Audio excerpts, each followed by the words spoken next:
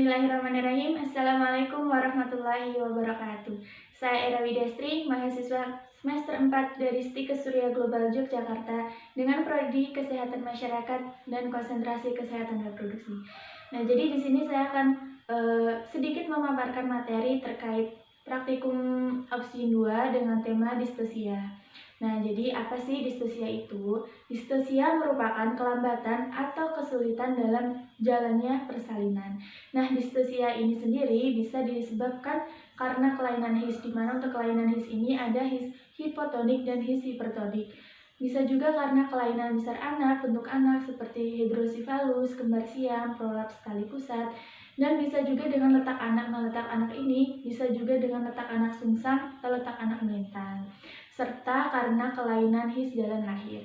Nah, untuk yang pertama kita akan membahas mengenai distosia karena kelainan his, di mana untuk kelainan his ini sendiri dapat berupa inersia uteri hipotonik atau inersia uteri hipertonik. Nah, untuk yang pertama kita akan membahas mengenai inersia uteri hipotonik. Untuk inersia uteri hipotonik sendiri ini merupakan kelainan his dengan kekuatan yang lemah atau tidak adekuat untuk melakukan pembukaan serviks atau mendorong si anak untuk keluar. Nah, di sini kekuatan his lemah dan frekuensinya jarang. Sering dijumpai pada penderita dengan keadaan umum kurang baik seperti anemia, uterus yang terlalu tegang misalnya akibat hidramnion atau kehamilan kembar atau makrosomia, grande multipara atau primipara, serta pada penderita dengan keadaan emosi yang kurang baik. Nah, bisa juga inersia uteri hipotonik ini terjadi pada kala pembukaan serviks, fase laten atau fase aktif, maupun pada kala pengeluaran. Untuk inersia uteri hipotonik ini masih dibagi menjadi dua, yaitu inersia uteri primer dan inersia uteri sekunder.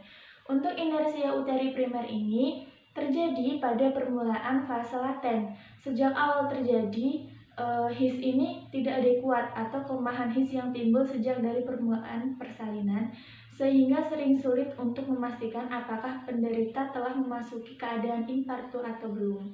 Kemudian untuk inersia uteri sekunder ini sendiri merupakan terjadi pada fase kala 1 atau kala 2. Permulaan his baik, namun kemudian pada keadaan selanjutnya terdapat gangguan atau kelainan. Nah, untuk penanganannya sendiri ini bisa dilakukan yang pertama yaitu dengan keadaan umum si penderita harus diperbaiki, seperti gizi selama kehamilan itu harus diperhatikan dengan benar-benar. Kemudian yang kedua yaitu penderita dipersiapkan menghadapi persalinan dan dijelaskan tentang kemungkinan-kemungkinan yang ada maupun yang akan terjadi.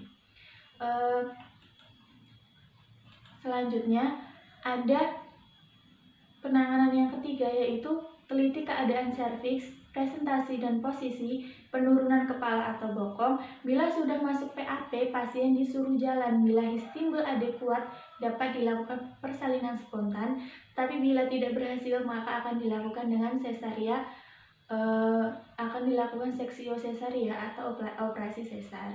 Kemudian yang kedua yang tadi yaitu ada inersia uteri hipertonik, di mana inersia uteri hipertonik ini merupakan kelainan his dengan kekuatan yang cukup besar atau bahkan dapat melampaui batas normal. Nah, namun tidak ada koordinasi dari bagian atas, tengah, dan bawah uterus sehingga tidak efisien untuk membuka serviks dan mendorong bayi untuk keluar. Di inersia uteri hipertonik ini juga disebut sebagai incoordinate uterine action. Contoh misalnya yaitu tetania uteri karena obat uterotonika yang berlebihan. Untuk pasien merasa kesakitan karena his yang kuat dan berlangsung hampir terus-menerus. Pada jenis ini dapat terjadi hipoksia janin karena gangguan sirkulasi uteroplasenter. Kemudian ada faktor yang dapat menyebabkan kelainan ini, antara lain yaitu adalah rangsangan pada uterus, misalnya pemberian oksitosin yang berlebihan, ketuban pecah lama dengan disertai infeksi, dan sebagainya. Kemudian untuk penanganannya sendiri ini yaitu bisa yang pertama dilakukan pengobatan sistematis untuk mengurangi tenus otot, nyeri, mengurangi kekuatan. Kemudian yang kedua, denyut jantung janin harus terus dievaluasi, harus terus dipantau. Kemudian yang ketiga, bila dengan cara tersebut tidak berhasil, maka persalinan harus diakhiri dengan seksio sesarian. Kemudian yang kedua, kita akan membahas mengenai distosia karena letak janin.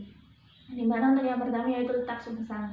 Untuk letak sungsang sendiri ini merupakan ketika janin ini terletak memanjang dengan kepala di fundus uteri dan bokong di bawah bagian kafum uteri. Nah, adapun macam-macam letak sungsang itu ada 3, yaitu yang pertama ada letak bokong murni atau sering disebut sebagai Frank bridge, di mana ini merupakan ketika letak bokong dengan kedua tungkainya itu terangkat ke atas. Kemudian letak sungsang sempurna atau biasa disebut dengan complete bridge, di mana untuk kedua kakinya ini ada di samping bokong dan letak bokong kaki sempurna. Kemudian yang ketiga yaitu ada letak sungsang tidak sempurna atau biasa disebut dengan incomplete bridge, di mana untuk selain bokong ini sebagian yang terendah adalah kaki atau lutut. Kemudian ada etiologi letak sungsang, di mana untuk yang pertama yaitu ada fiksasi kepala pada PAP tidak baik atau tidak ada. Nah, seperti pada panggul sempit, hidrosefalus, anencefalus, placenta perfia, dan tumor. Kemudian yang kedua yaitu janin mudah bergerak, di mana seperti terjadi pada hidramnion, multipara, atau janin kecil yang biasa disebut prematur.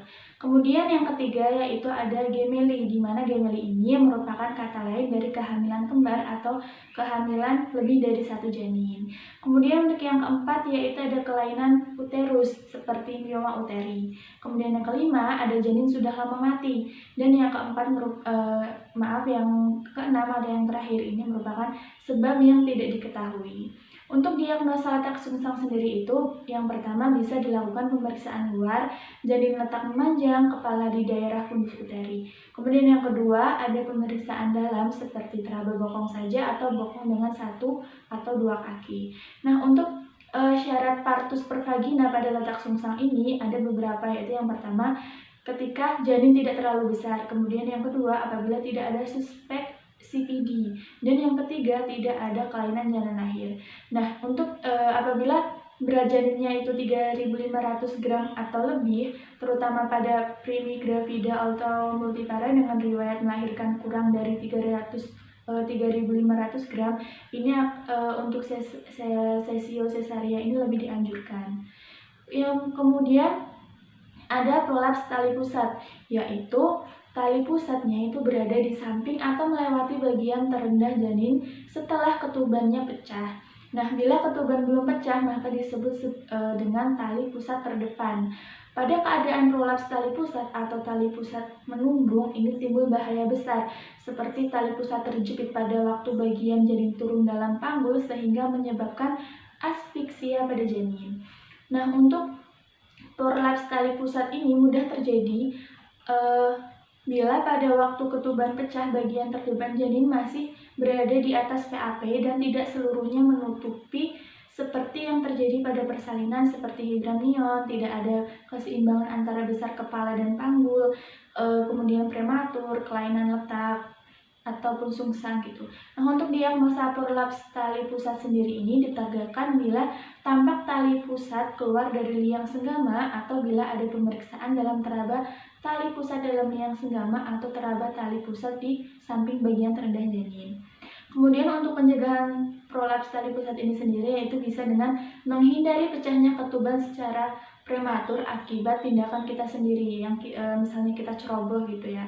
Kemudian untuk penanganan tali pusat terdepan sendiri ini atau sebelum ketuban pecah, yang pertama bisa usahakan agar ketuban tidak pecah, yang kemudian posisi Trendelenburg, dan yang ketiga posisi miring dengan berlawanan arah dengan posisi tali pusat, dan yang keempat yaitu reposisi tali pusat.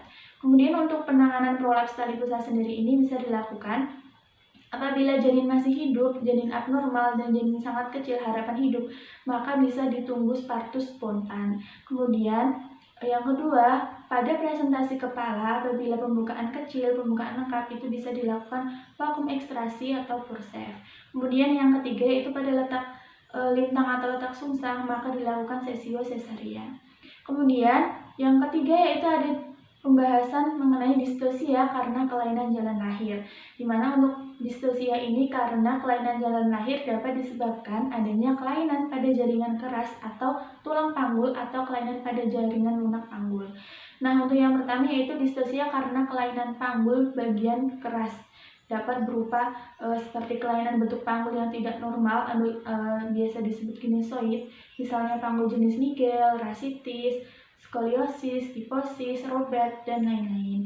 Kemudian ada kelainan ukuran panggul, di mana biasanya ini panggul sempit atau biasa disebut dengan pelvic contraction, atau panggul disebut sempit apabila ukurannya 1-2 cm kurang dari ukuran yang panggul normal. Kemudian kesempitan panggul ini bisa pada yang pertama kesempitan pintu atas panggul, di mana untuk inlet dianggap sempit apabila cephalopelvis kurang dari 10 cm atau diameter transversa kurang dari 12 cm. Nah, untuk diagnosis diagonalis atau CD, maka inlet dianggap sempit bila CD kurang dari 11,5 cm.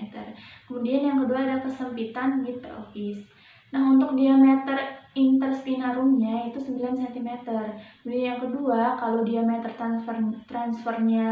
transversanya itu ditambah dengan diameter sagittalis posterior kurang dari 13,5 cm. Kemudian untuk yang selanjutnya ada kesempitan mid pelvis, hanya dapat dipastikan dengan RO atau pelvimetri.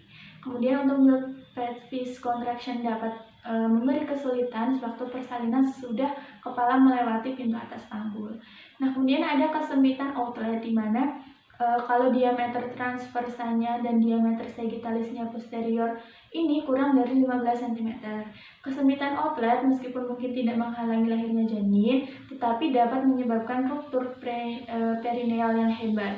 Karena arkus pubis yang sempit, kepala janin terpaksa melalui ruang belakang.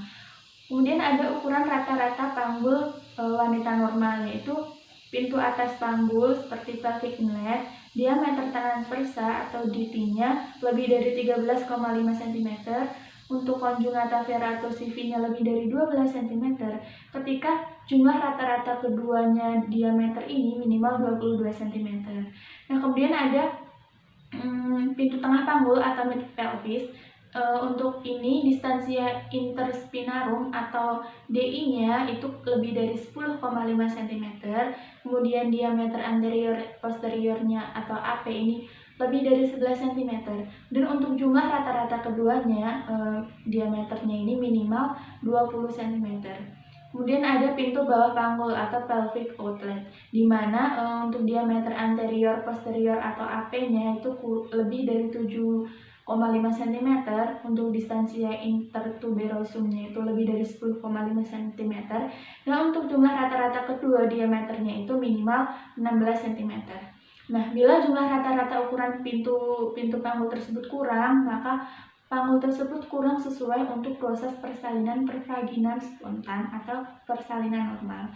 Kemudian ada kelainan jalan lahir lunak, di mana untuk kelainan jalan lahir lunak ini merupakan kelainan serviks uteri, vagina, selaput darah, dan keadaan lain pada jalan lahir yang menghalangi lancarnya persalinan. Kemudian distosia ada yang pertama yaitu distosia cervicis, merupakan terhalangnya kemajuan persalinan disebabkan kelainan pada serviks uteri. Walaupun harus normal dan baik, kadang-kadang permukaan serviks menjadi macet karena ada kelainan. Kemudian ada 4 jenis kelainan pada serviks uteri. Yang pertama yaitu serviks kaku atau rigid cervix, yang kedua ada serviks gantung atau hanging cervix, yang ketiga ada serviks conglumer atau conglumer cervix, dan yang keempat ada edema cervix. Nah, untuk kedua yaitu ada kelainan selaput darah dan vagina, di mana untuk yang pertama itu ada selaput darah yang kaku dan tebal, dan untuk penanganannya ini bisa dilakukan eksisi selaput darah atau hymen. Kemudian ada septa vagina, ini ada septa vagina sirkuler dan anteris posterior. Untuk penanganannya yaitu dilakukan eksisi sedapat mungkin sehingga persalinan berjalan lancar. Nah, yang kedua itu kalau sulit dan terlalu lebar, maka dianjurkan untuk melakukan seksio cesaria atau operasi sesar. Kemudian ada kelainan-kelainan lainnya yaitu seperti tumor-tumor pada jalan lahir lunak seperti kista vagina, polip cervix, mioma uteri, dan sebagainya. Kemudian yang kedua ada kantung kemih yang penuh atau batu kambing kemihnya tuh besar. Nah, yang ketiga ada rektum yang penuh skibala atau tumor. Kemudian yang keempat ada kelainan letak serviks yang dijumpai pada multipare dengan perut gantung. Dan kelima ada ginjal yang turun ke dalam rongga pelvis. Dan yang terakhir ada kelainan